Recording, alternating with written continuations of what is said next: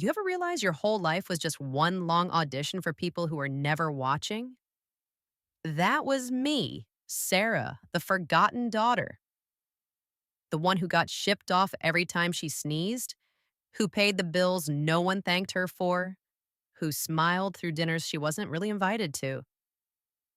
For 30 years, I played the quiet one, the fixer, the invisible glue holding my family together. Then one Thanksgiving, my sister Rachel picked up my laptop and saw the number 12 million staring back at her. That's when the masks fell. The begging started. The truth finally came out.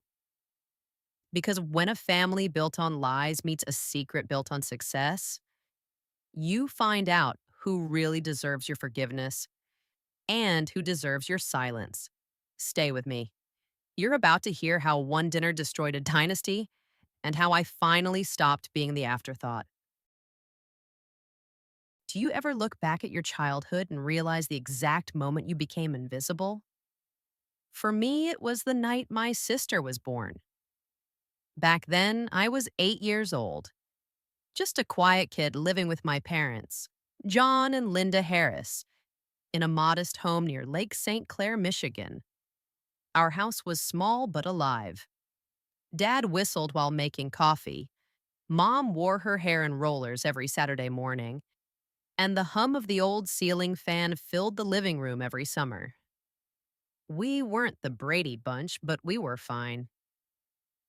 Dad would take me fishing sometimes, just the two of us, and Mom would help me with homework at the kitchen table while sipping her endless cups of chamomile tea. It was normal until that night. It was February 12th, 1993. I woke up to the sound of a car door slamming outside. The house lights flicked on, and minutes later, my Aunt Kelly burst through my bedroom door wearing her winter coat over pajamas. Her eyes were red. "Sweetheart, pack a small bag." "Your mom's in the hospital," she said, voice trembling. "Your sister's coming early." "My sister?" I asked, confused. Mom wasn't supposed to have the baby for another 2 months. The next few weeks blurred together. Hospital visits, whispered adult conversations, and that constant smell of antiseptic. I wasn't allowed into Mom's room. They said Rachel was too delicate and couldn't risk exposure. I remember staring through the nursery glass at this impossibly tiny creature surrounded by tubes, the nurse calling her a fighter.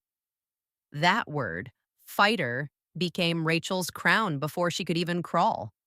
When Mom and Dad finally brought her home, everything changed overnight. The house transformed into a sterile bubble, plastic covers on everything, hand sanitizer bottles on every counter. My mother cleaned until her hands cracked, spraying disinfectant like perfume. I couldn't touch Rachel, couldn't even be near her if I sniffled. The first time I sneezed, Mom froze mid step. "You'll stay with Grandma for a few days, sweetheart." "Just to be safe." Am I sick? No, but Rachel can't risk germs. That became the new rule of the house. Rachel can't risk anything. Every cough, every runny nose, every sniffle sent me packing to Grandma Marie's or Aunt Kelly's. At first, I didn't mind. Grandma made warm cookies, and Aunt Kelly had a collection of Nancy Drew books I adored. But even at that age, I understood what it really meant. I wasn't being sent away for my health. I was being sent away because my presence was dangerous. When I came home, Rachel's crib was the center of the universe. The TV was turned down so she could nap. Conversations stopped if she sneezed. And when I brought home my first perfect report card, Mom glanced at it for 2 seconds before asking if Rachel had taken her vitamins. I learned to stop trying. Dad still tried sometimes. He'd knock on my door and ask if I wanted to go fishing. But Rachel would cry as he grabbed his jacket, and I'd hear Mom's voice. "She needs you more." And he'd put the jacket back. every single time. By the time I turned 10, I'd stopped asking for anything. I lived quietly, like furniture, useful, unnoticed, replaceable. I got used to existing in the background of other people's priorities. Still, Grandma Marie was my light. She'd let me help her organize her costume jewelry, all those sparkly little pieces stored in velvet lined boxes. Each one has a story, she'd say. You just have to look close enough to see its worth. Funny how that stuck with me, because years later, when I built my company from nothing, that lesson became my foundation. Some people only see dust, others see diamonds, and I guess that's what I became. A diamond buried under years of someone else's. When you grow up being treated like background noise, you stop expecting applause. You just hope someone remembers you're in the room. By middle school, Rachel wasn't fragile anymore, just spoiled. The doctors called her a miracle recovery, but mom treated her like she was made of glass wrapped in silk. Meanwhile, I was the ghost walking the halls of our house. If Rachel so much as coughed, mom's voice echoed down the hallway. Sarah, go get a thermometer. But if I came home sick, go wash your hands. Don't touch your sister. I tried everything to be noticed. Perfect grades, clean room, every good daughter box checked. I thought, if I'm perfect, they'll have to see me. One night, I came running home, waving a gold ribbon in my hand.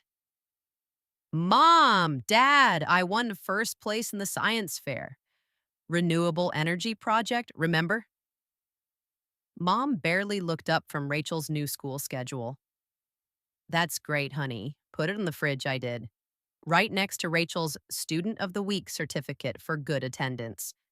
My ribbon vanished the next day, probably moved to make space for more Rachel art. It only got worse. When I was 12, I'd been practicing piano every day for months, teaching myself Bridge Over Troubled Water for the school talent show. It was the one thing I thought would make them proud. The night of the show, my seat in the audience stayed empty. Dad called that morning, voice distracted. Sorry, sweetheart. Rachel's running a fever, just a little one. We can't risk it. I remember hanging up, staring at my reflection in the school bathroom mirror.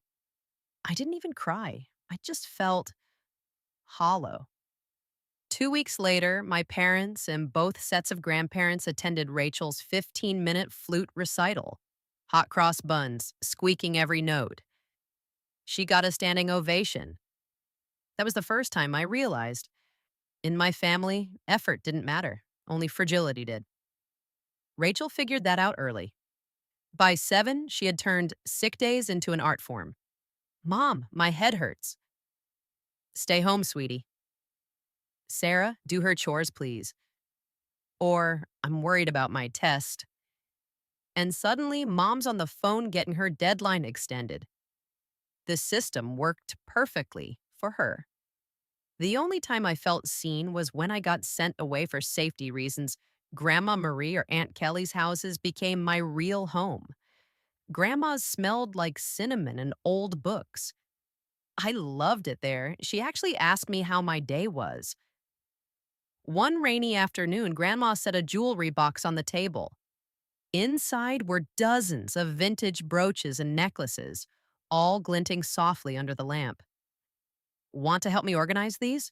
She asked. Sure, I said, surprised. These, she said, holding up a rhinestone pin, were my mother's. Not real, but precious to me anyway. Every piece tells a story, Sarah.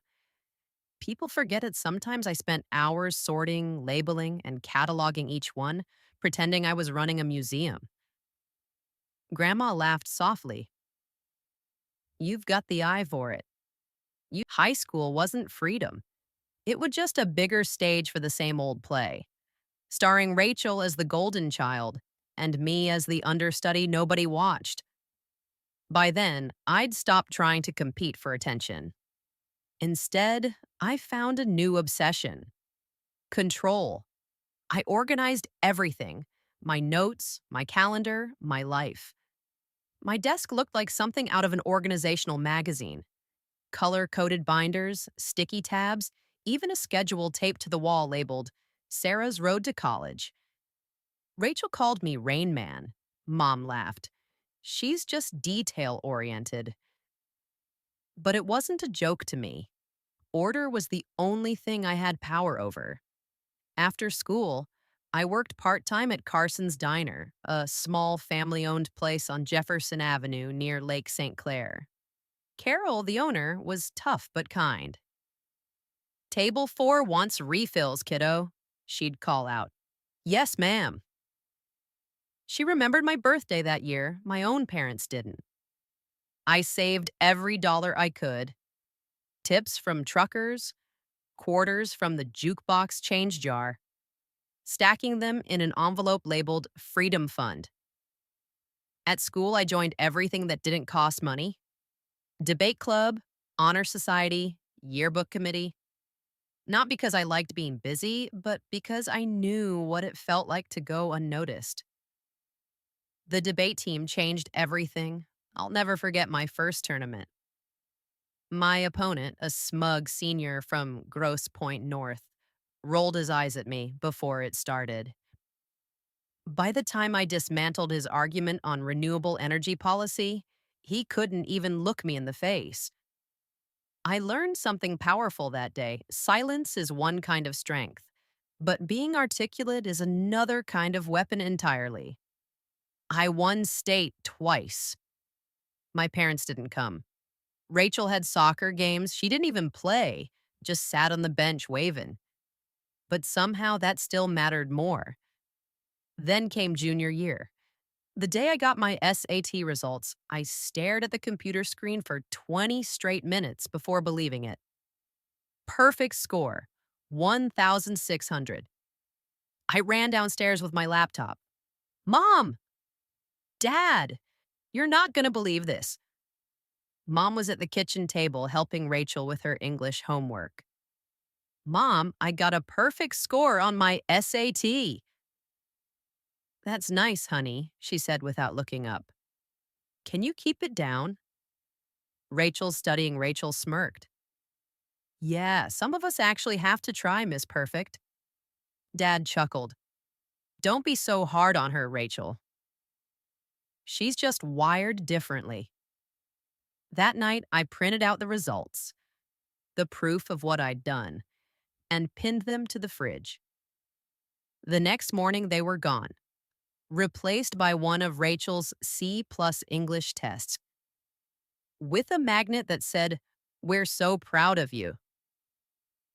I laughed, the kind of laugh that hurts your stomach and your chest at the same time. Because what else could I do? But that was the moment I stopped needing their approval. From then on, I didn't tell them anything. I stopped asking for help.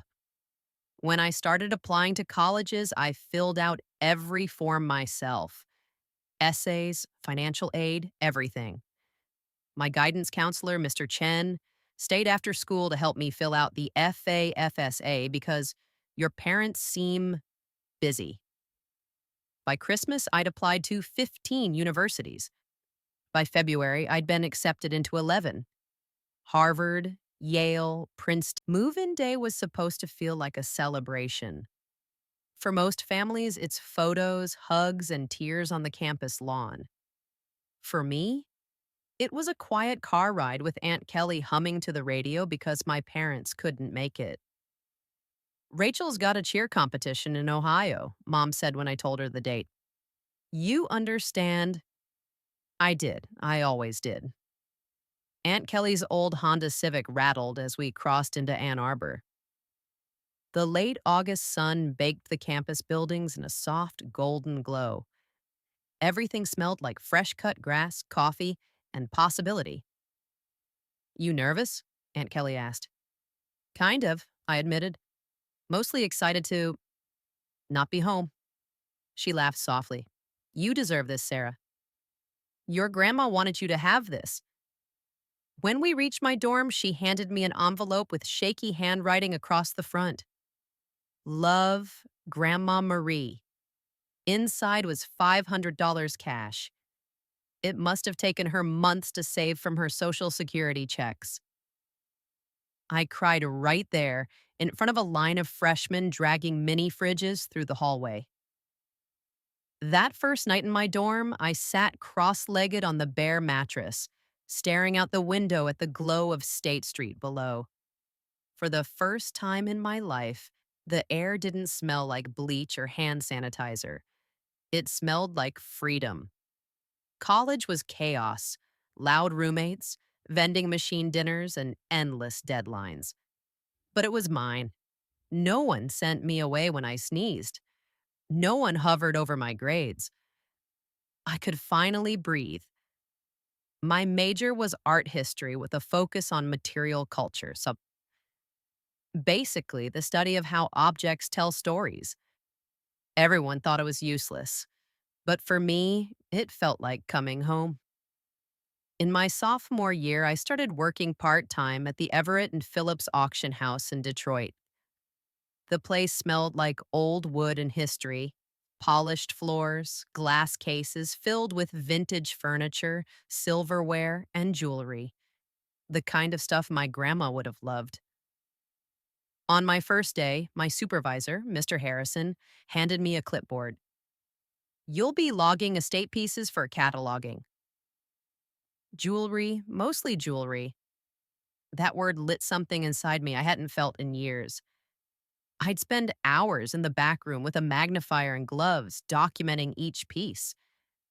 Most of it was costume junk, cheap rhinestones and brass, but occasionally I'd find something special. A locket with initials engraved inside, a brooch shaped like a swan with faded enamel. One afternoon, I found a small Art Deco pin that didn't belong. The clasp was wrong. The weight was wrong. The design, too intricate for costume jewelry. I remember whispering to myself, "You're not fake, are you?" It took 2 weeks of research, comparing photos, tracing maker's marks, and emailing jewelers before I realized the truth. It was real.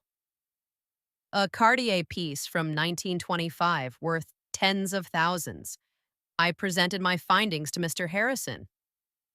"Sir, I think you might want to look at this," I said, heart pounding. He barely looked up from his phone. "It's costume, Sarah." "We've already logged it." "I don't think so," I replied. "Look at this maker's mark and the clasp." The Kingston estate was supposed to be just another routine job. Another dusty house filled with porcelain figurines and vintage furniture that wasn't worth the gas it took to get there. The property sat off Lakeshore Drive in Grosse Pointe, surrounded by a fence so tall it made the neighbors' mansions look small. The air that winter morning was sharp enough to bite through gloves, and the house smelled like mothballs and money. Mr. Harrison handed me a clipboard. "Label everything. Jewelry's probably costume junk, just catalog it and move on." "Got it," I said. The jewelry room looked like a museum of bad taste. Boxes of cheap rhinestones, tangled chains, faux pearls. Still, something in me couldn't just move on. I'd learned from Grandma Marie, even fakes tell a story. Halfway through the second box, I saw it. A brooch shaped like a sunburst, silver and onyx about the size of a matchbox. It looked heavier than costume jewelry. When I turned it over, I noticed something no one else had: a tiny engraving, nearly invisible to the naked eye. I whispered to myself, "You've got to be kidding." That night, after the others left, I stayed behind. The only light came from my desk lamp and the reflection of snow falling outside. I pulled up the Everett and Phillips gem database, fingers trembling as I searched Hallmark archives. And there it was: Cartier, Paris, 1925. A limited edition Art Deco piece believed to have been lost in a private European collection before World War II. I leaned back in my chair and laughed quietly. the kind of laugh that sounds like disbelief. The next morning, I walked straight into Mr. Harrison's office. Sir, about the Kingston estate. Sarah, we've been through this. Costume jewelry. Not this one. I slid the photo across his desk. Look at the mark under magnification. It matches Cartier's 1925 signature. Even the hinge is pre-war European style. We've been sitting on a fortune.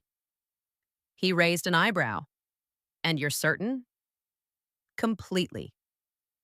2 weeks later, that costume brooch sold for $47,000 at auction.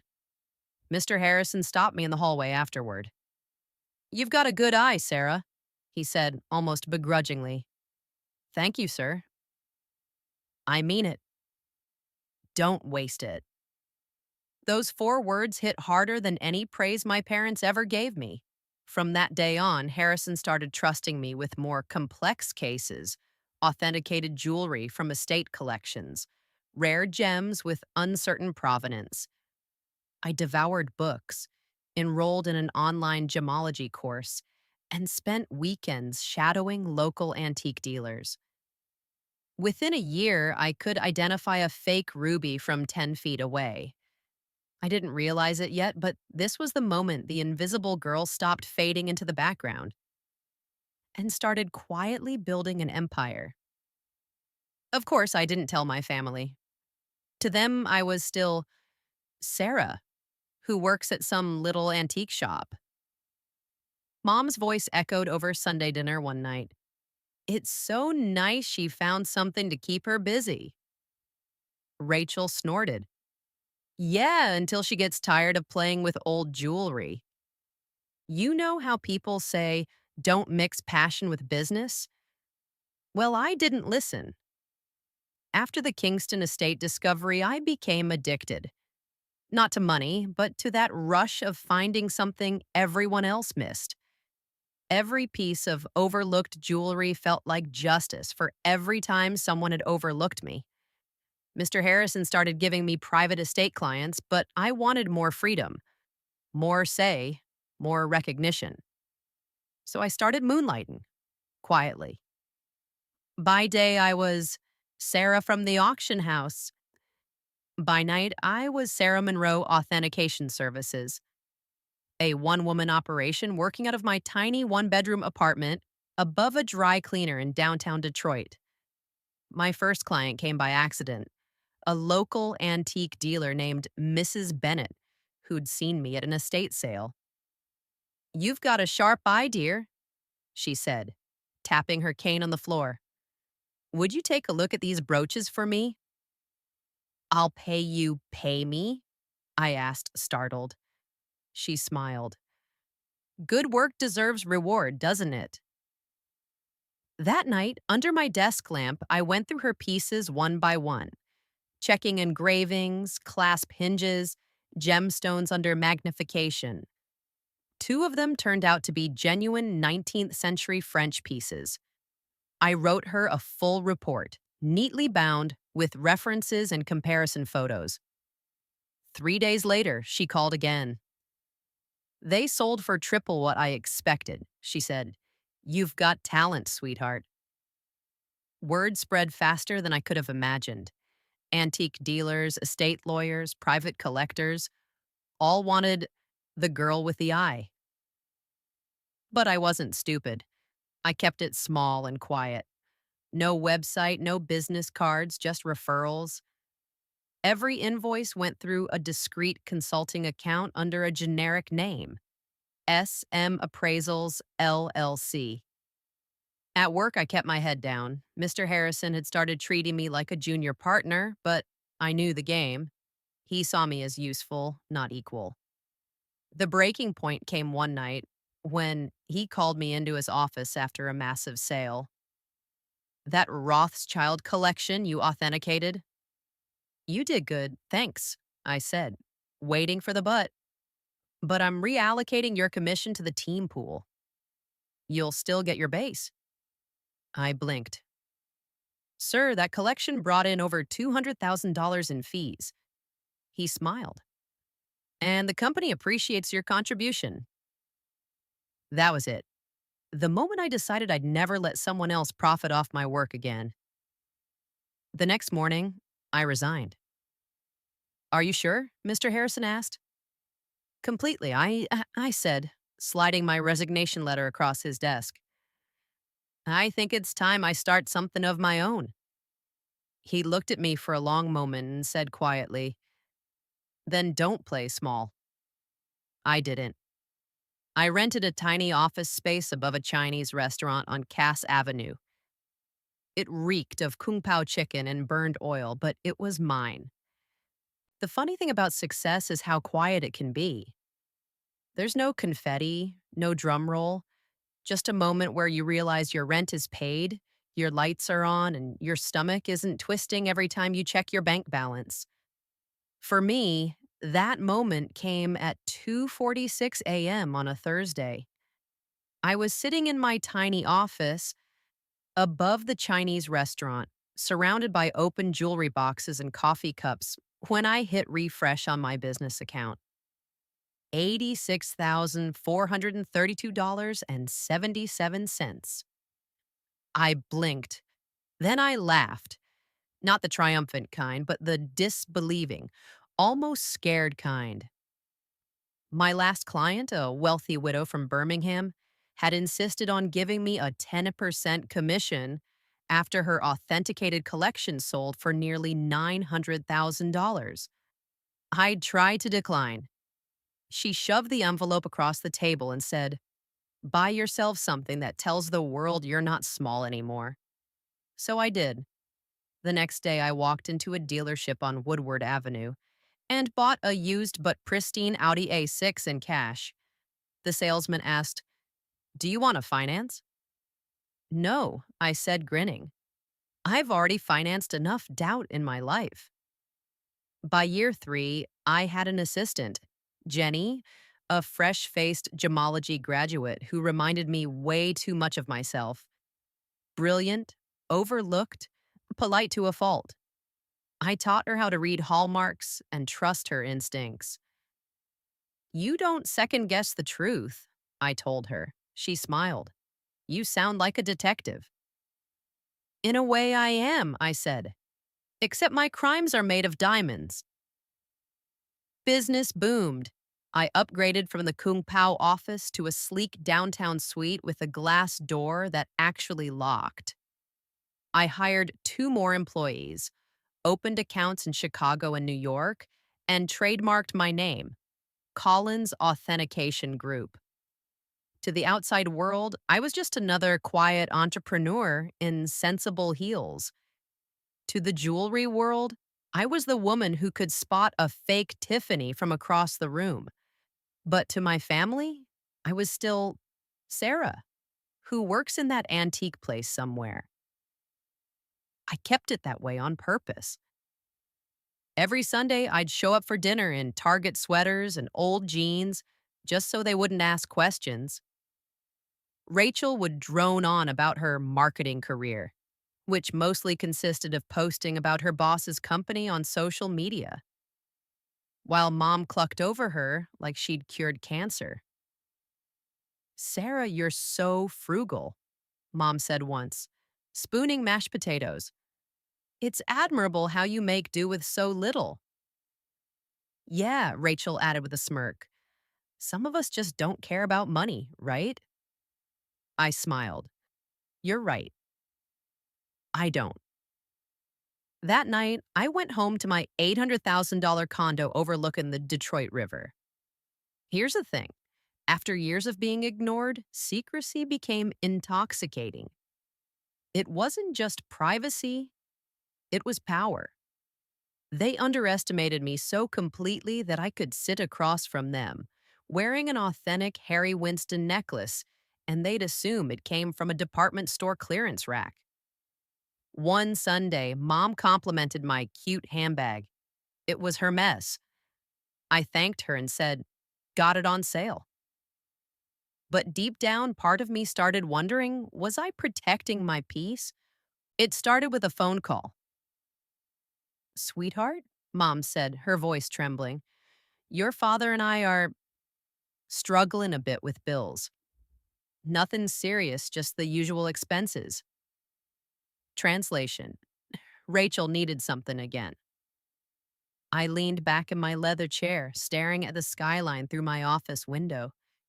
Detroit looked golden that evening, like the city itself was thriving again. And so was I. What kind of expenses? I asked. Oh, Mom said, doing her usual verbal tap dance. Your sister's student loans, her car payment, medical costs. Life's expensive. Mom, Rachel's 32. She's still finding herself. I almost laughed out loud. Rachel had been finding herself since puberty. That night, I couldn't shake it. Guilt, annoyance, pride, they tangled inside me. So I logged into my bank's online portal and set up an anonymous monthly transfer to my parents' account. $5,000. Memo line, Family Support Fund. The first text came 2 days later. Mom, you are an angel. Aunt Kelly must have helped too. She mentioned something about you being generous. Thank you. It's fine. Just don't worry about it. They assumed it came from Aunt Kelly. She assumed it came from me. I didn't correct anyone. For months, I kept up the payments quietly. Business was booming anyway. Private collectors, law firms, even an international auction house in Geneva had started sending me work. I'd become that name people whispered in confidence. Call Sarah Collins. She's discreet. But with every payment I made, my parents' gratitude turned into expectation. At dinner one Sunday, Mom sighed dramatically. It's so sweet of Sarah to help, but she really shouldn't starve herself.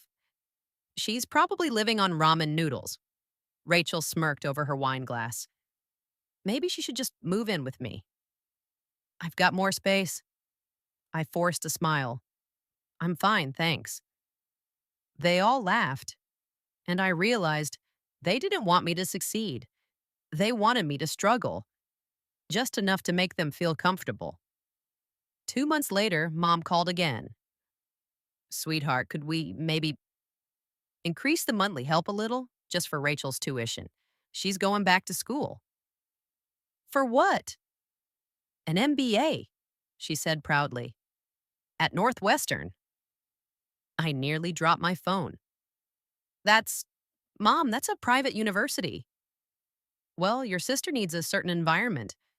She can't just go anywhere. Why not? She's sensitive. I stared at the ceiling. Fine, I said finally. I'll adjust it. That night, I changed the transfer to $7,000. Jenny, my assistant, noticed me spacing out at work. Everything okay? Family, I said simply. She smiled softly. Let me guess, they think you're rich? I laughed bitterly. Oh, they have no idea. By now, Collins Authentication had offices in 3 cities: Detroit, Chicago, and New York. We handled pieces worth millions. My name had been quoted in Forbes, though I'd used the company brand instead of it was supposed to be a quiet Thanksgiving. Mom had thrown out her back, so I offered to host. Truthfully, I just couldn't take another year of dry turkey and forced gratitude. Sarah, you don't have to do that, she said on the phone. I want to, I lied. Well, she sighed dramatically, if you must. But please don't go overboard. Of course, I went overboard.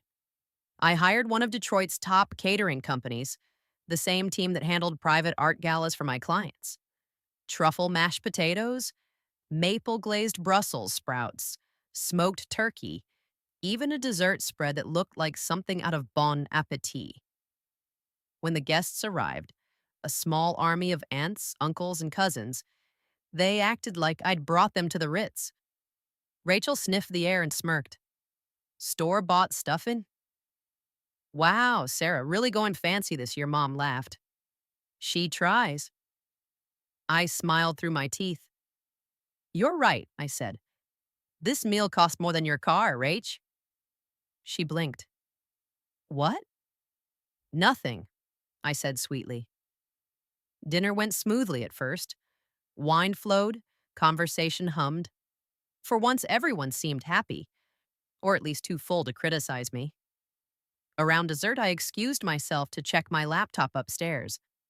I was tracking a live jewelry auction in Hong Kong for one of my clients, a rare Art Nouveau necklace. My authentication could make or break the bid. That's when Rachel barged into my old bedroom.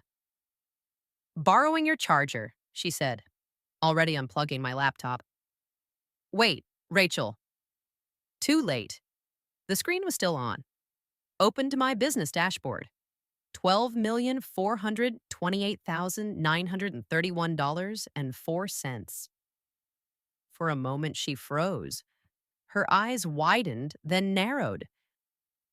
You've got to be kidding me, she whispered. Put the laptop down, I said, standing up. But Rachel smiled. That same smug, poisonous smirk she'd worn since we were kids. Oh, no, she said softly. Everyone's going to love this. Before I could move, she was already halfway down the stairs, laptop in hand. Hey, everyone, Rachel called. You have to see what Sarah's been hiding. The room went dead silent as she turned the screen toward the table. Mom's fork clattered. Dad's eyes bulged. Even Aunt Kelly stopped mid-chew. Rachel's voice was trembling with triumph. She's got $12 million. Look, $12 million. No one spoke. The clock ticked on the mantel, loud as a hammer. Mom blinked rapidly. That can't be real. I exhaled slowly. It's real. Rachel turned to me, face pale now. How? I own one of the biggest jewelry authentication firms in the country, I said calmly. I've worked for it every single day since I left college. Aunt Kelly, if Thanksgiving was the explosion, the weeks after were the fallout. It started before I even made it home that night. By the time I pulled into my driveway, my phone had 37 missed calls. By morning, 93. Mom's texts came in like aftershocks. 7:42 p.m. How dare you walk out on family? 8:15 p.m. We need to talk about this like adults. 9:03 p.m. Your sister deserves a fair share. 10:47 p.m. We're already looking at houses closer to you. This will bring us all together again. 11:52 p.m. Why aren't you answering? This is your mother. Meanwhile, Rachel went nuclear on Facebook. Her post read like an open letter to betrayal. Imagine helping your sister for years, only to learn she's been secretly sitting on millions while letting your parents drown in debt. Money changes people. I guess. Within an hour, my DMs filled with messages from old classmates, distant cousins, even people I barely knew. Everyone's suddenly an expert on morality. One comment said, "Money can't buy kindness." I typed back, "Neither can favoritism," then deleted it. But nothing, absolutely nothing, prepared me for what I saw Monday morning. When I walked into my company's downtown office, Jenny met me in a lobby, her face pale. "They're here," she whispered. "Who?" She just pointed. There they were, Mom, Dad, and Rachel, sitting in the waiting area beneath the Collins Authentication Group logo, looking wildly out of place among marble floors and glass walls. Rachel was dressed like she was about to film a reality show. Mom clutched her pearls, and Dad held a folder like it contained divine justification. Mom stood first. "Sweetheart, we've talked it over as a family. Without me. And we think it's only fair you set up trust funds for everyone. Your sister needs at least $2 million to get her life on track." Rachel nodded solemnly. "It's only fair." Dad cleared his throat. "And your mother and I? We've sacrificed a lot. We'd like to retire somewhere warm Florida, Mom added. Naples would be nice. I stared at them. Did you miss the part where I've been paying your bills for years? Rachel scoffed. That was pocket change compared to what you have. For what exactly do you think I owe you? I asked. For being ignored my entire life? For every graduation you skipped? For the years you made me feel like I was some kind of disease next to your perfect daughter? Mom, they say money changes people. Maybe it doesn't. Maybe it just reveals them. My parents don't call anymore. My sister still posts about toxic relatives online, but I don't check. I don't need to, because the real wealth I found wasn't in the million, it was in peace, in waking up without guilt, in knowing that silence is the loudest revenge. To everyone listening, if you've ever been overlooked, unappreciated, or taken for granted, remember this: you don't owe anyone your light just because they left you in the dark.